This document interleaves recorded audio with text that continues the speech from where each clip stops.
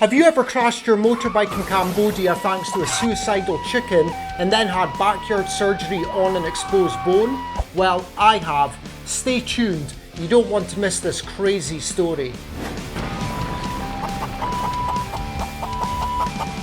Hello, my name's Richard John Curry, author of this book, Burning Brain Cells in Cambodia. I lived in Phnom Penh from 2012 to 2019.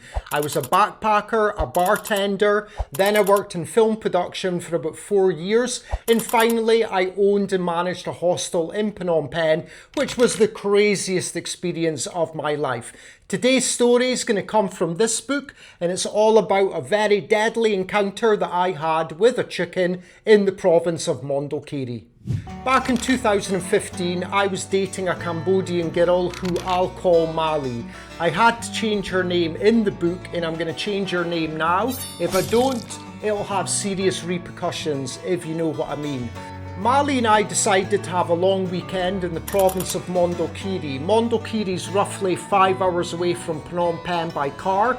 Over the next 3 days, Mali and I explored Mondulkiri. Day number 1, we went to Busra waterfall.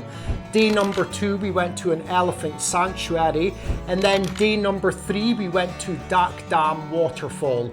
Now, to get to Dak Dam waterfall, you have to drive through Dak Dam village. In Dak Dam village, it's rural Cambodian life at its most basic.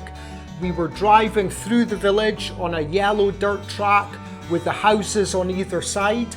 Everything seemed normal, and all of a sudden a chicken shot out directly in front of the motorbike, and it literally stopped. So I'm heading towards this chicken 30 kilometers an hour, and the chickens just stood there looking at me. So I did one of the stupidest things that I've ever done in Cambodia. I immediately slammed on the brakes. We're on a motorbike going 30 miles an hour on a dirt track. I slam on the brakes. You can just guess what happened next. The motorbike immediately flipped onto its side.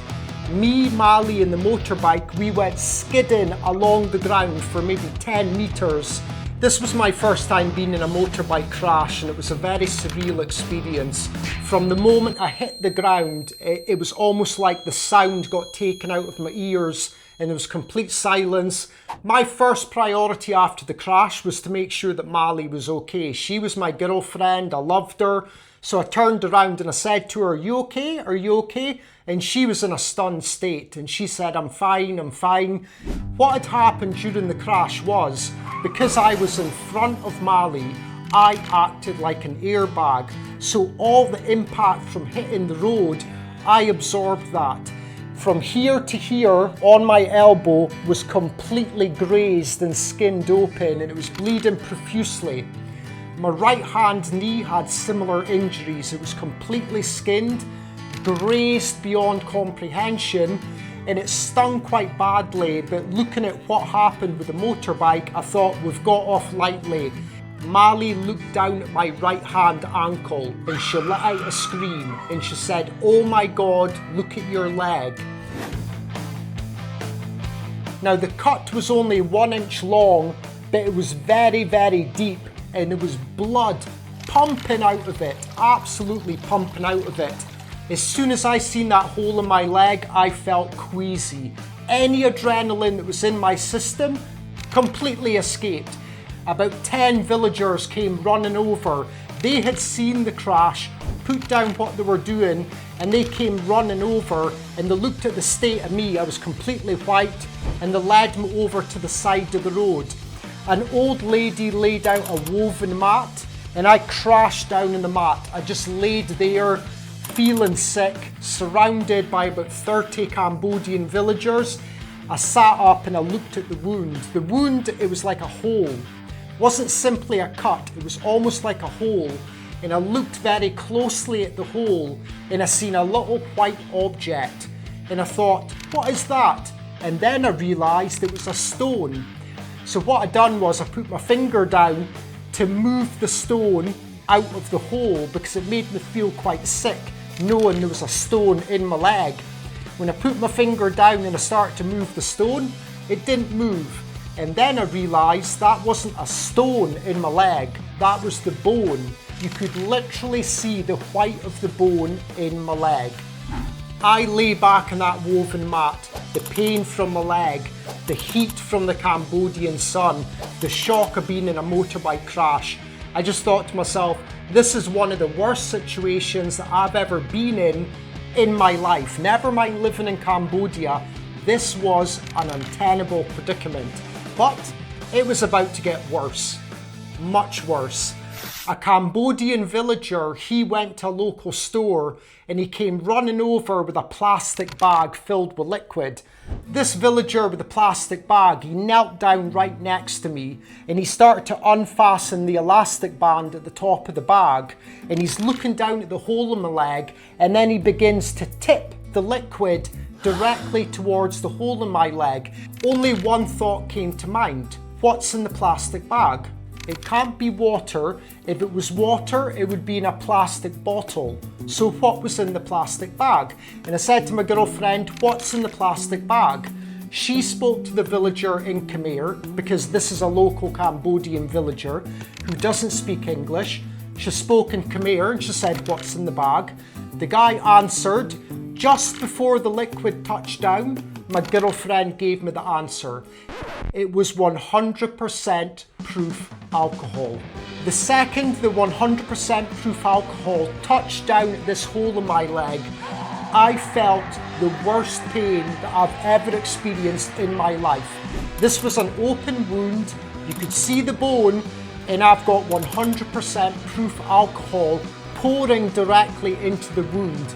It felt like fire cascading all the way up my body, and the pain was off the charts, and I started screaming my head off.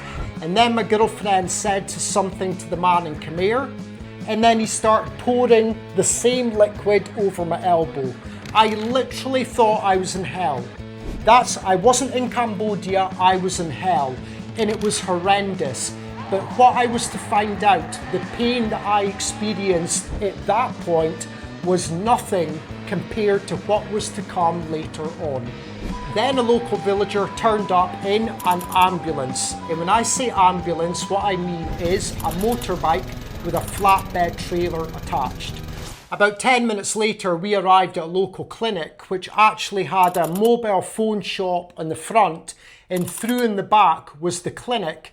This was one of the most disgusting looking medical wards that I've ever seen in my life. But under the circumstances, it would have to do, because I needed emergency surgery on my exposed bone. So what she did was she took a pair of metal forceps, gripped a piece of gauze, which is basically cloth, and then she poured on this antiseptic solution. She poured on a lot of it. She went to the hole in my leg, she took 2 fingers on either side of the hole, and she spread it open like that so you could fully see the bone. She took the forceps with the gauze and the antiseptic solution, and she pushed it directly into the hole in my leg. Then she started to clean back and forth. I could literally feel the forceps, the metal, scraping against the bone of my leg. That is a sensation that I will never forget, ever in my life. I was screaming my head off. My girlfriend was holding my hand. I was screaming to high heaven. I was saying swear words that I have never said in my life. And this went on for about 2 minutes. It was 2 minutes of non-stop pain and discomfort. I'll never forget what happened that day. I'll never forget it, because it was horrendous. The nurse stopped cleaning the wound in my leg, and she took out a needle. The needle was about this big, and she took a vial and she started to extract the contents of the vial into the needle. And I'm watching this with great interest, and I said to my girlfriend, "What's the needle for?" And my girlfriend spoke to the nurse, and then my girlfriend translated, and my girlfriend said, "That's to numb your leg so you don't feel any pain." And I just looked at my girlfriend and I looked at the nurse and I said, why didn't she give me that before she started cleaning my bone with the forceps? My girlfriend spoke to the nurse, and the nurse said, because you didn't ask for it. And I was just like this, and I just shook my head, and she gave me the needle, my leg went numb. She sewed up my leg, I didn't feel a thing. I think it took about 12 stitches to sew up my leg. But the funniest part of the whole story is this. The surgery cost me $40. Then we gave $40 to the local villagers that helped me. After that, the motorbike had some minor damage. We had to pay $25. So altogether, I paid $105 instead of ending the life of a chicken worth $10. Well, that's the end of the worst experience I ever had in Cambodia. I hope you enjoyed the story. Don't forget to like and subscribe to the channel. And if you like my stories, check out my book, Burning Brain Cells in Cambodia. It's filled with stories about backpacking, living and working in Cambodia. Until next time.